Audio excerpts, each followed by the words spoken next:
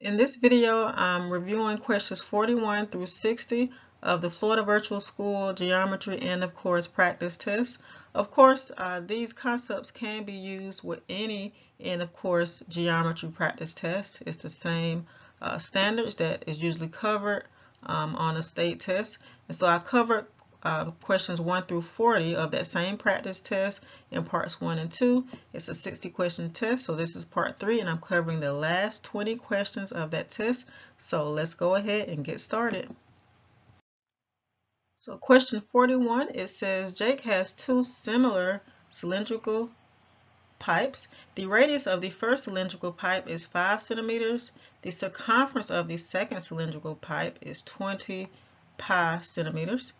The volume of the second cylindrical pipe is how many times greater than the volume of the first cylindrical pipe? And so I see here that it says how many times greater, meaning that I need to find a scale factor. So the first thing I'm going to notice is that the circumference of a circle is 2 pi r. So if C is 20 pi, or the circumference is 20 pi, for that second cylindrical pipe, the radius must be 10. Because remember, if you just plug it into this formula, the radius, this will actually give us the diameter, so the radius would be half of that, which is 10. And so the scale factor would have to be 2 because 10 is twice that of 5. So if the radius of the second cylindrical pipe is 10 right here, and the first one is 5, our scale factor again is 2 because 10 is twice 5. So just using some reasoning skills here. So to find the ratio of the volume is always cubed. And so since my scale factor is 2, I would just do 2 to the third power to give me 8. And the answer is 8. If it would have mentioned area, we would have done 2 to the second power. So with these type problems, look for the scale factor. And if it asks if you're referring to the volume, you would cube it. And if you're referring to the area, you would raise it to the second power. Number 42, it says a sandpit in the shape of a rectangular prism has length 7 feet, width 5 feet, and height 1.75 feet. It is filled to the brim with sand. Joe puts this sand into a second sandpit having the same shape, but a larger base. He needs 17.5 cubic feet of sand to fill the extra space in the second sandpit. If the height of the two sandpits is the same, what are the dimensions of the base of the second sandpit? And so what we could do, we could find the volume of the first sandpit and plug it in and find the volume and plug it in for the volume of the second sandpit to find our dimensions. So let me show you what we're going to do here. So let's find the volume of the first sandpit. 7. So volume is length times width times height. So 7 times 5 times 1.75. And these are multiplication dots here. And so I get 61.25 for the volume of this first sandpit. Now, the second sandpit has the same height. It says it up here where it's at. The height of the two sandpits is the same. So it has the same height but a larger base. It will have to have a larger base because it's a rectangular prism, and it says here that he needs 17.5 more cubic feet of sand. All right. So what we're going to do, we're going to set up another volume equation. So our first volume for that first sandpit is 61.25, and so 61.25, and in addition to that, with that second sand pit is 17.5 cubic feet more. So this is 17.5 cubic feet more in that second sand pit. So this is the volume of the first sand pit, and this is we're adding the 17.5 because we add those together, that would be the volume of the second sand pit. All right, so we set that equal to length times width. So I'm just using the volume formula, 1.75. And so the formula again, volume. So volume, 61.25 for the first sand pit. In addition to that is 17.5. So this is my volume to the left. Equals length times width times height, 1.75, because it said that the height is the same. And so let's simplify this. 61.25 plus 17.5 gives us 78.75. And we're left with, just going to bring that 1.75 to the front.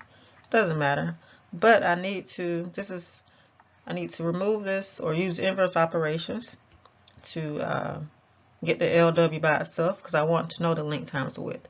So I'm going to divide both sides by 7.5. So just using some knowledge of solving equations. 78.75 divided by 1.75, that is 45.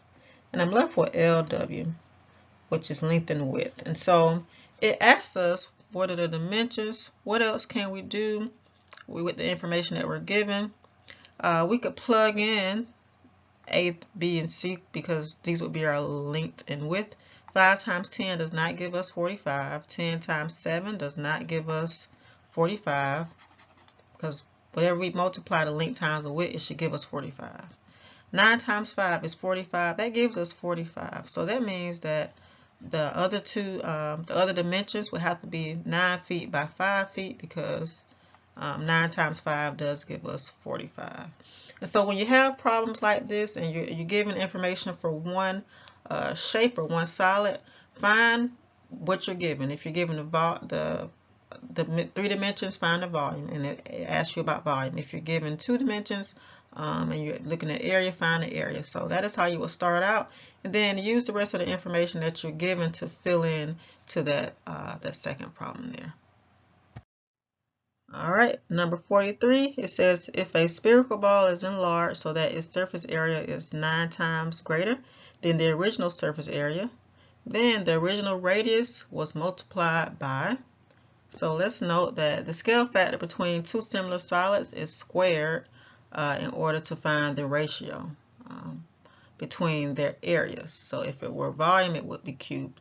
Therefore, if you take the square root of the ratio between their surface area, you could find the scale factor between the 2 original dimensions. And so I would just simply take the square root of 9 to get 3. And that is the original radius. So if you're dealing with scale factor and you're dealing with area, you would just square it, take the square root of the ratio, and you'll find the scale factor. If you were dealing with the volume, you would take the cube root. So in this case, we're dealing with area, so we took the square root. So my answer here is 3. For number 44, we're asked to look at the circle shown below. And what is the equation of the circle? So remember, the equation of a circle, and these are in standard form, is x minus h squared plus y minus k squared equals r squared. And hopefully you remember what h and k represent. H and k is the center, and of course r would be our radius. And so we could figure out what the equation would be by finding the center and the radius. And so if we look at this circle here, let's count from the top to the bottom and see if it's going to be. So it goes from 8 to -4. So the diameter would be 12. Okay. Diameter. I'm just going to say D equals 12. Diameter. All right. So diameter is 12 because remember the diameter goes from one endpoint to the other.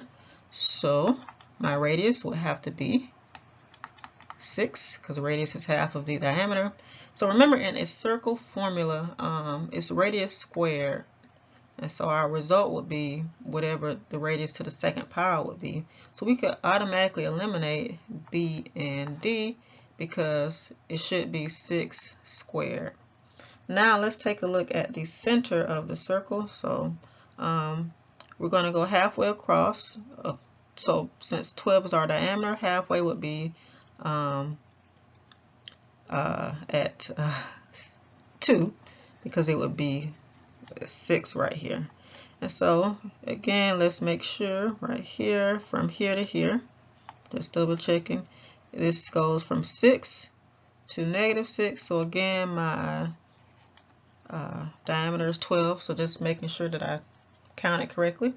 And so this would be the center here, because it would be the same diameter. All right, so this ordered pair is 2, 0. So the center is 2, 0. So I would just plug that in for H and K. So X minus 2. Oh, the center, I'm glad I caught this. Center is not 2, 0. And you're probably like, hey, center is 0, 2. That's our Y value. Okay. So the center is 0, 2. So when I plug it in, X is just 0. So X minus 0 squared plus Y minus 2 squared. My radius is 6, so that is 6 squared, which is 36.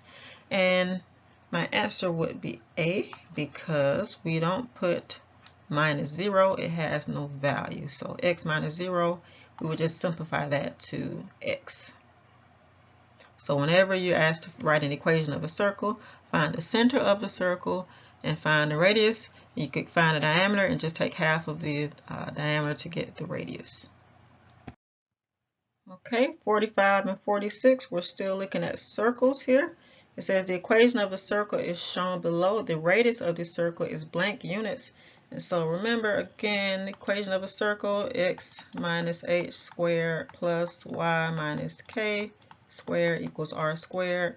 And so this number here would be R to the second power. So what number is 64? What number will give us 64 if we square it? That would be 8, because we just take the square root of it. So 8 squared would give us 64, which means that our radius is just 8. So to find the radius of a circle in standard form, you would just take the square root of the radius in the formula. Okay, number 46. It says a satellite sends a signal from space to the regions that lie between the shaded portion of the Earth, as shown below. If the radius of the Earth is approximately 6,000 kilometers, so 6,000, the part of the Earth that receives signal from the satellite has an area of blank square kilometers. Use 3.14 for pi. So this is actually the area of a sector. So hopefully when you cover circles, you remember area of a sector, and that formula would be, so area of the sector, I'm going to put area of sec, equals A divided by 360 times pi r squared.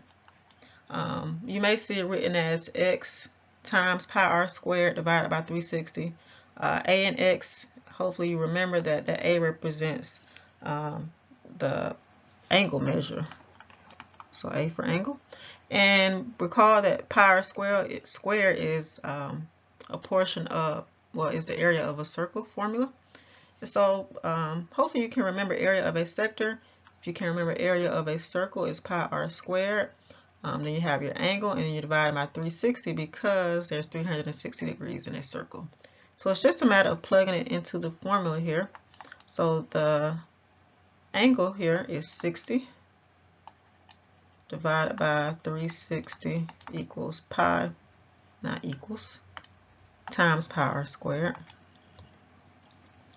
Pi, the radius is 6,000 squared.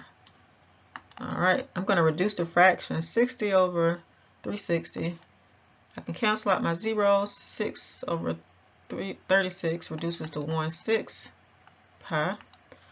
6,000 squared would be 36 million, 3 zeros.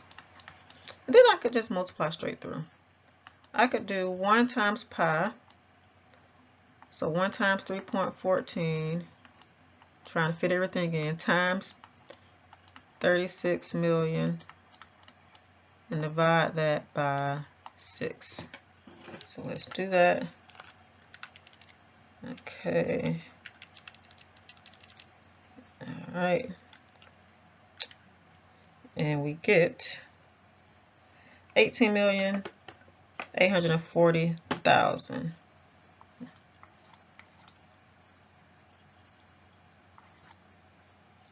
Four, 8, 8, 1.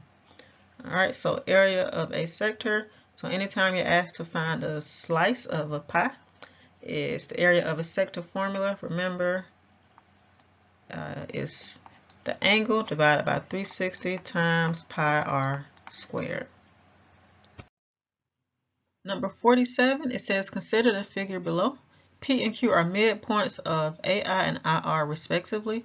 Use the properties of mid-segments to find the perimeter of triangle AIR. So remember, the perimeter is the distance around the shape. So we will add all of the lengths of the sides. But first we need to find the lengths of the sides here. So it says P and Q are midpoints. So that means that they are in the middle of the line. So that would mean that IP and PA would be congruent to each other, and IQ and QR would be congruent. Okay, so if this side here is 6.5 QR, then IQ would also be 6.5, because if Q is in the middle, that would make both of these equal. But now it doesn't tell us information about side AI, but we have this 45-degree angle here, and this angle is 67.5. So remember, there are 180 degrees in the triangle, so if we subtract 180 minus 67.5 minus 45, we get 67.5. So that would mean that this angle here, IRA, is 67.5. And so this will actually be an isosceles triangle because our angles here are congruent. So our base angles are congruent, so our opposite sides will be congruent as well. So if this is 6.5, this is 6.5, that will mean that the entire length of this side is 13, and the entire length of the other side will also be 13. So now we need to find this bottom piece here, AR. So PQ is a midpoint, or well, P and Q are midpoints. That will make PQ, sorry, a mid-segment. So this is a mid-segment. So if this is 5, the parallel side would be, or this third side here would be twice the mid-segment here. So if this is 5, which is the mid-segment, that would make AR 10. So if PQ was 7, AR would be 14. We just double it. So PQ is half, which is the mid-segment, or that third side is twice. So now we have all of the sides. We can add 13 plus 13 plus 10, and that will give us 26 for the perimeter of this triangle here. All right, number 48, it says the figure below shows a sphere with this center at O. The points A, B, C, and D are on the surface of the sphere. How many tangents to the sphere have been shown on the figure? So remember, with a tangent line, it touches a curved point at only one spot. And so we're just going to look and see which lines touch the sphere at only one spot. There are only 2 tangents shown because if B and D are both surface points here, right, they must intersect the sphere at more than one point. So it contradicts the definition of a tangent, because that would mean that a tangent only touches the surface one time, and so A and C would be tangent. Number 49, it says the figure below shows 2 congruent pyramids. The base of pyramid 1 is 12 centimeters squared. or the base of the area is 12 centimeters squared. So I'm going to just put a 12 here. And the height is 2 centimeters. So I'm just going to draw height. That would be at 2. Remember, height is perpendicular to the base. And it says, which expression can be used to calculate the volume in centimeters cubed of pyramid 2? So if these two pyramids are congruent, we could use the formula to find the volume. Formula for pyramid is volume equals 1/3 base times height. The base is the area of the base, and the height, h is the height. So since the two pyramids are congruent, their volumes would have to be the same or identical. So what we want to do, we want to substitute the values for pyramid 1 to find the volume of pyramid 2 because they are congruent. So 1/3, the area of the base for pyramid 1 is 12, and the height is 2. And so we see that B will actually match what we need to get the volume for pyramid 2. All right, number 50. It says Harry has two similar cans as shown below. The lateral area of can A is blank square inches. Use 3.14 for pi. And so the lateral area is basically the area around the cylinder that does not include the circles here. So the lateral area will not include the circles. Okay, so if you think about like a canned good, the lateral area of a canned good would be the label around the can. And so the formula for lateral area is 2 pi r h. So r is the radius and h is the height. And so first we need to determine the scale factor between cans A and B. Since the radius, so let me erase some scribbles here. Since the radius of can A is half of the radius of can B, we can see that here.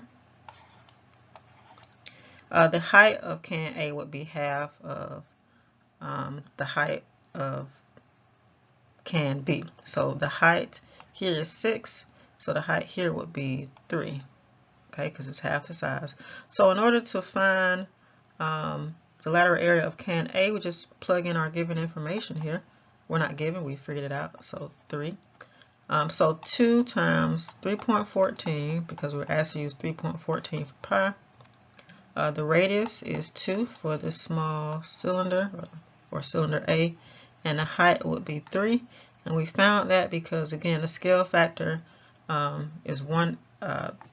The larger cylinder is twice the size of the smaller cylinder. And we just multiply that straight through.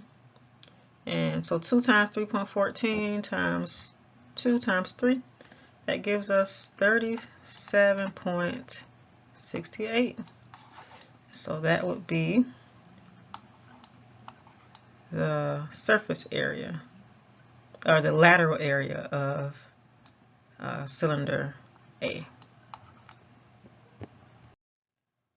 All right, so for 51, it says consider the figure here. So we have some lines, we have some segments, we have a plane here, we got a right angle. So we want to select all statements that apply to this figure. So let's read them one by one.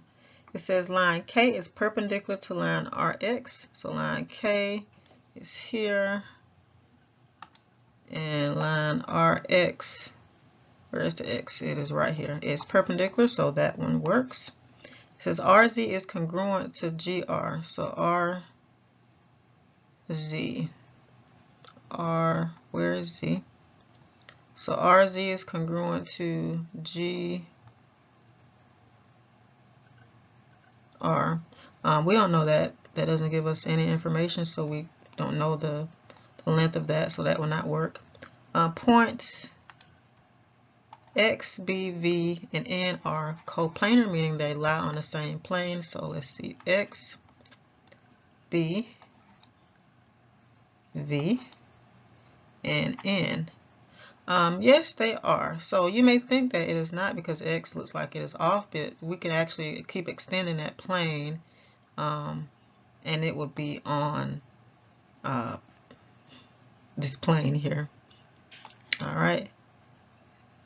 plane F contains 6 points. Let's see. Where is plane F? What is this plane F? Does it contain 6 points? 1, 2, 3, 4, 5. Nope, it does not. Ray RH is part of line K. RH is here. And where is K? No, it is not. K is over here. It's not on the same line. This is coming forward. This makes actually a T, or it crosses, so that does not work. VN is headed the same direction as RH. Let me just erase some of these. It's kind of distracting. So VN is here. All right. It's headed the same direction as RH. No, because this dotted line tells me that this is actually going through the opposite direction of the plane. So this dotted here tells me that this G is behind it, and so like this is not on the plane. This dotted line tells us that the H is coming off the plane, so it's not the same direction. And then RG is the same as line K. RG, so line K is here. Let's see. Okay, this is line K, and this is RG is the same. Yes, it is. So remember, you can name a line using the scripted lowercase letter or 2 points on that line. So this line is going through right here. So yes, that is the same as line K. So we have the first one, the third one, and the seventh one that are true for this figure here. All right, number 52. It says, consider the figure below where line Q is parallel to line RS. So line Q is here, and it is parallel to line RS. So I'm going to draw some parallel line marks here. All right. And so that will make this a transversal because it's cutting between these two lines. All right. So now in part A, it says solve for A and justify your answer. So we have A here. So since PQ or line Q and RS are parallel, that will make these two angles here same side interior or consecutive interior right here. So remember your angle pairs, you have the alternate interior, alternate exterior, same side interior. Same side interior actually equals 180, so we can solve for A. And we know they're equal 180 because these two lines are parallel. Not sure if I mentioned that. I could have, but if I did not, that is why they are same side interior. So 2A minus 9 plus 5A plus 14. I'm combining these two angles and setting it equal. So their sum is equal to 180. So just solving this equation here, 2 plus 5 is 7A. Negative 9 plus 14 is positive 5. Left with the two-step equation, I'm subtracting 5. I get 175 divided by 7. So A is 25 because those angles there are same side interior. B, it says determine the measure of angle ABQ. So angle ABQ is right here. Alright, so I can actually determine that because if I know the measure of this angle right here, these two angles would be a linear pair, meaning they make a straight line. Or I could plug in A here, right? And then those two angles would be corresponding. So several ways I could do this. I'm actually just going to plug in 25 right here because these two angles right here, angle ABQ and angle, this angle here, I think I've covered up a lot of the letters here. Let me erase it. All right. BCS are corresponding. So meaning they're in the same position. They're both on the upper right, so above the parallel lines on the right side of the transversal. So if I just plug in 5 or 25 for this angle here, I could find the measure of the corresponding angle. Alright. So 5 times 25, that is 125. Plus 14, and that is 139. So the measure of ABQ is 139. And so just as an extra piece here, well, let me see what the C asks. It says BCR. BCR is here. Where are we? BCR is here. Alright, so I want to find this angle right here, BCR. So if this angle ABQ is 139, that would make the vertical angle 139 as well.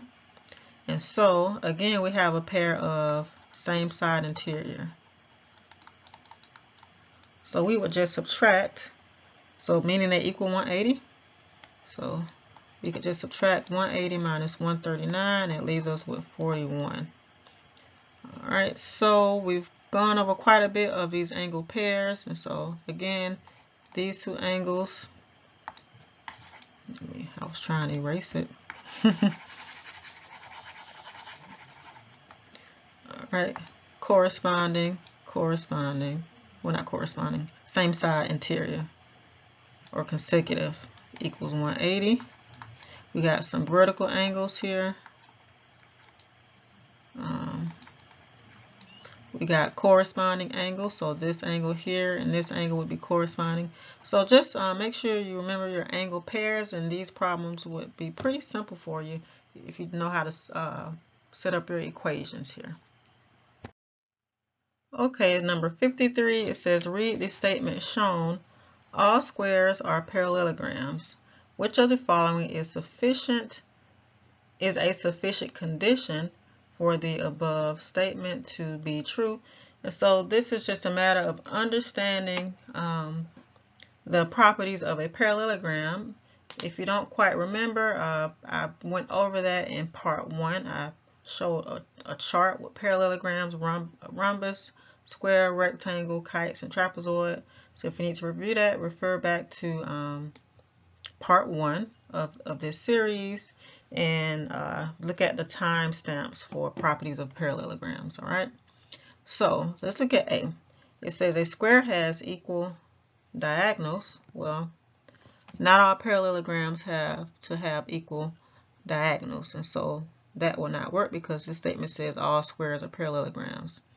All right, B, it says a square has 4 right angles. Parallelograms do not have to have 4 right angles. If you think about a rhombus, it doesn't have 4 right angles. Let's look at C. A square has its opposite sides parallel. This is the most basic definition of a parallelogram. Opposite sides are parallel.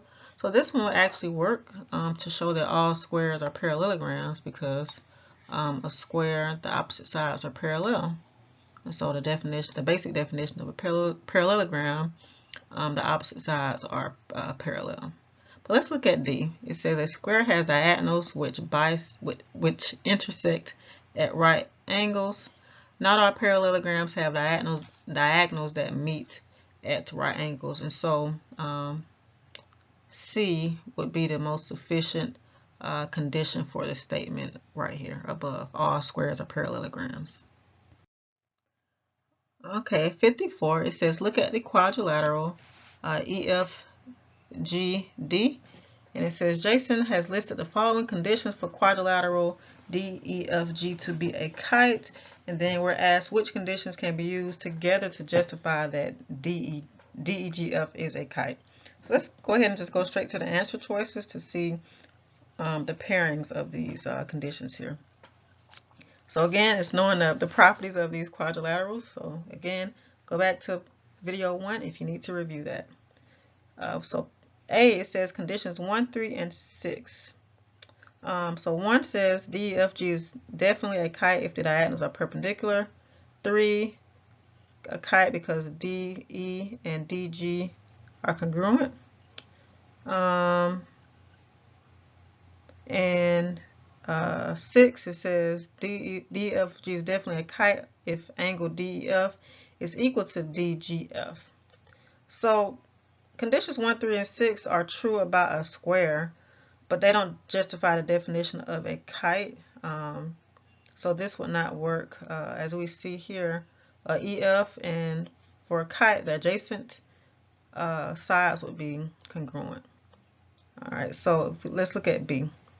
Conditions 5 and 6. DFG is definitely a kite if the longer diagonal bisects the shorter one. And 6, DFG is definitely a kite if angle DEF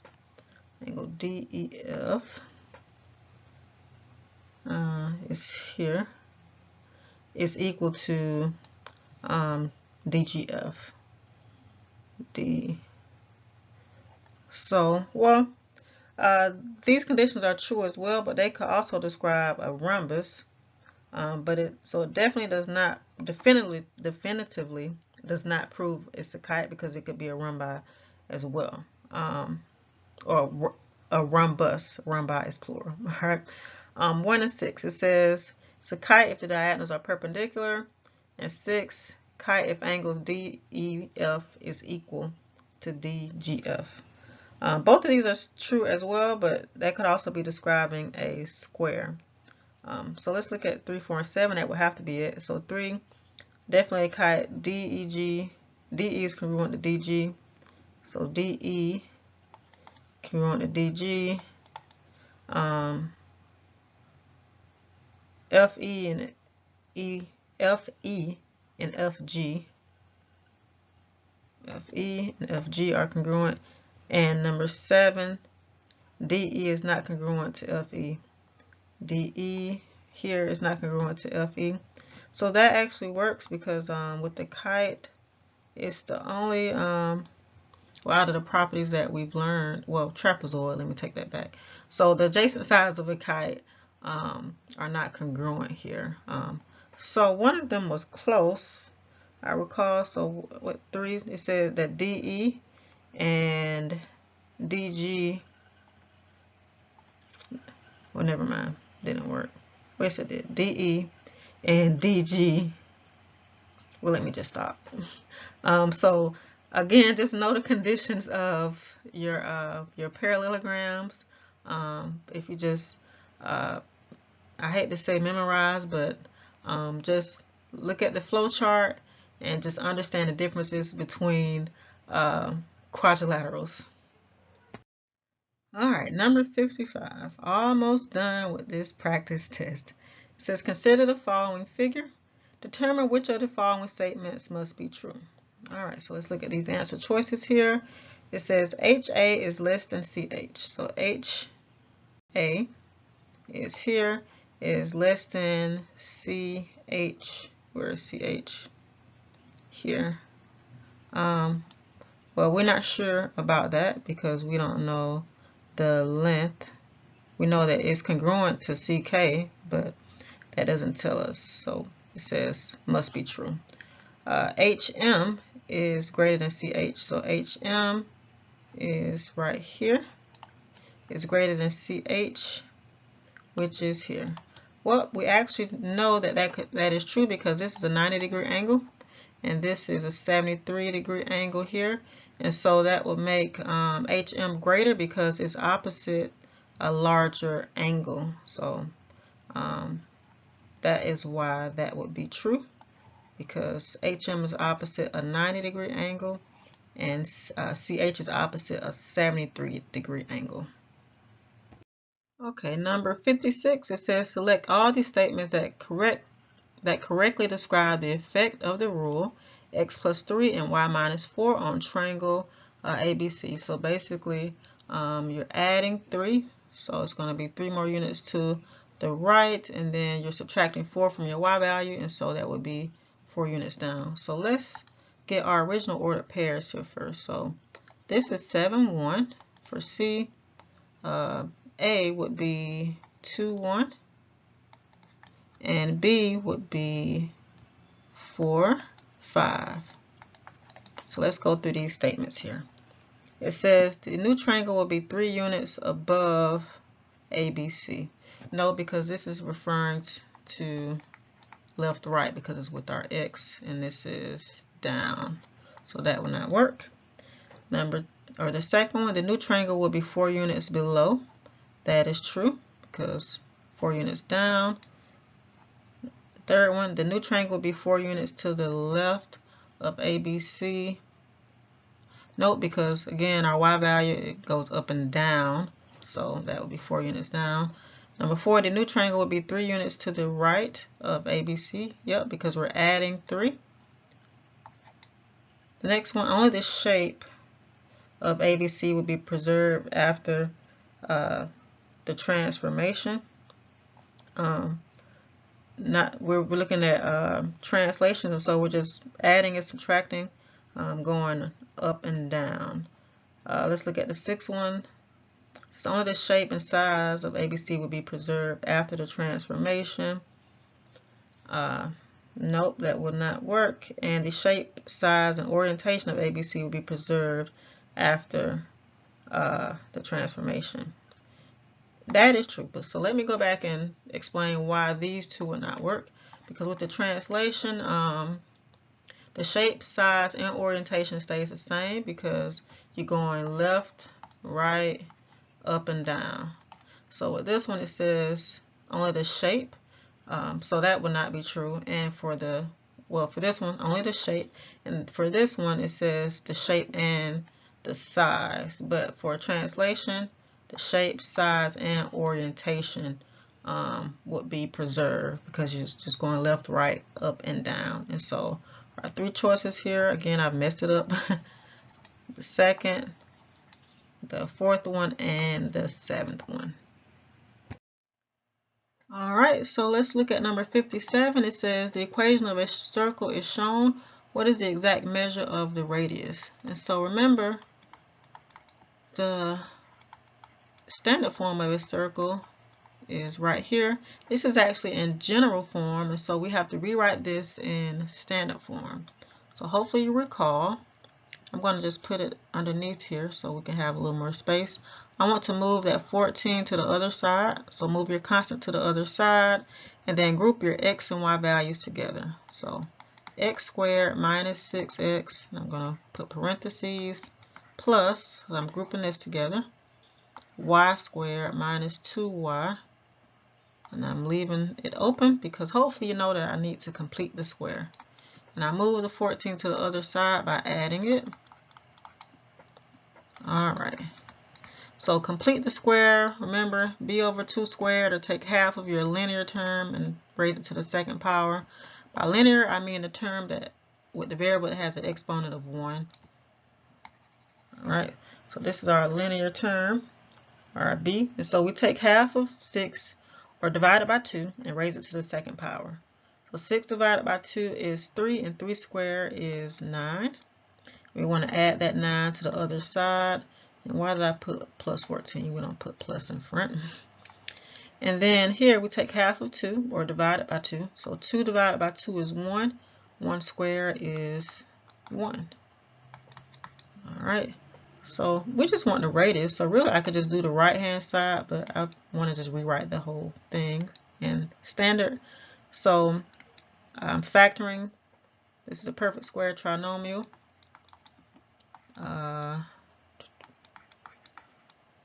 Alright, so I've rewritten this in standard. I just have to add 14, 9, and 1.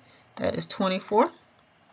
So the radius, since in our formula is radius squared, the inverse would be to take the square root. So our radius is actually the square root of 24. And depends on how they want your answer on your test.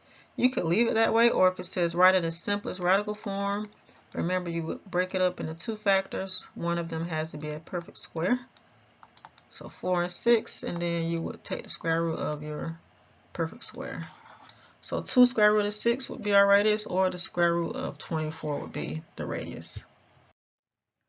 All right, so number 58, getting close. So we have these 4 points here. It says they're on a coordinate grid. Miranda and Pete joined the points using the straight lines to draw a quadrilateral, ABCD. Miranda wrote the following statements to prove that ABCD is a parallel. It says Miranda wrote the following statements to prove that ABCD is a parallelogram that is not a rhombus. Which statement is correct? So she put, so she did the slope here, and then Pete wrote the following statements to prove that ABCD is a rhombus. So which statement is correct? It says Miranda is incorrect because she used the incorrect formula to calculate the slope of the lines. Well, she actually did use the correct formula. So remember, the formula for slope is just the difference in your y values over the difference in your x values. And so as you can see, she did that. She subtracted her y values over the x values. So so she did use that correctly. So that one is not a correct statement. Let's look at B. It says Peter is correct because all 4 sides of the quadrilateral are equal, therefore it is a rhombus. So yeah, P is correct. All 4 sides are equal, so it would be a rhombus. So if you were to put this on, well, he's correct. But let's look at C. Let's keep moving. It says Peter is incorrect because he used the incorrect formula to find a distance. This is the distance formula here, so he did use it correctly, x2 minus x1. You can analyze that a little bit more. If you look at D, it says Miranda is correct because the slope of AB is equal to DC, and the slope of BC is equal to AD. Therefore, it is a rhombus. Determining that the opposite sides are parallel doesn't prove the figure. Well, it proves that the figure is a parallelogram, but a rhombus is also a parallelogram. So Miranda must find out if all the sides are congruent to determine whether or not it is a rhombus. So all the sides will have to be congruent, not just parallel. And so the answer to this would be B. Actually, we could have stopped there, but I want to kind of keep going and explain why or why not.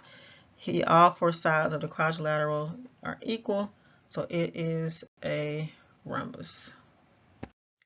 Okay, let's take a look at number 59. We want to look at the squares and which fact can be best used to prove that BC squared plus CE squared equals BE squared.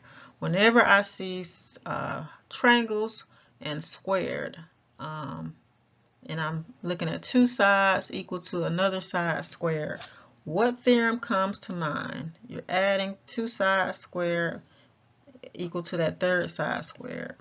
Hopefully the Pythagorean theorem comes to mind, so I'm going to actually look through these and see which one actually matches that thought here. If I look at, it says B is greater. I don't want greater, I want equal, right? So it says the area of PQEB, which is the largest one, is equal to the sum of the areas of CFG and ABCD. So that would be true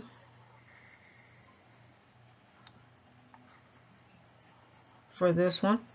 By definition of the Pythagorean theorem, which is the area of the square formed by squaring the length of one leg plus the area of the square formed by squaring the length of the other leg of the right triangle, is equal to the area of the square formed by squaring the length of the hypotenuse. And so this, in fact, we can use this figure or this statement to prove this here. All right, we finally reached the last problem, problem number 60. So let's go ahead and answer this question. It says the points L sub 1 and L sub 2 are located on the circumference of a circle having a diameter of 54 feet. If C is the center of the circle, what is the distance from point L sub 1 to point L sub 2 along a straight line? And so I'm going to actually draw a line from here to here. And what do you notice? We have a right triangle. Anytime you have a right triangle, I always think Pythagorean theorem. Can I do something with the Pythagorean theorem? But let's see if we have the sides. Well, it gives us the diameter is 54 feet. So if we know that the diameter is 54 feet, we can find the radius, because the radius is half of the diameter. So that would be 27. So that will make both sides 27 here. Alright, so now we can use the Pythagorean theorem to find that third side, which would be the hypotenuse. Remember, the hypotenuse is always opposite the right angle there. So this would be our hypotenuse right here. And the other two sides would be the legs. So I'm just going to plug it in, or the legs. Alright, and that will give us the length from here to here. So 27 squared is 729.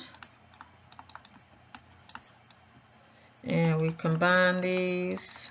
729 plus 729 is 1458. And we take the square root of that. That gives us 38.18, which is C. D. D, I'm looking. So the answer would, well, C would be what we solved for, but the answer would be D. 38.18 for the length along the line from L sub 1 to L sub 2. Alright, we've reached the end of our review. I want to thank you for reviewing with me. Some related videos are the Geometry End of Course Assessment Practice Test Questions Parts 1 and 2. So hopefully you've tuned in for that. That is where I reviewed questions 1 through 40 of the same test. If you haven't, please go back and review those with me as well. If you haven't already, please like, comment, share, and subscribe, and hit the bell to be notified whenever I post new content. And once again, I want to thank you for reviewing with me.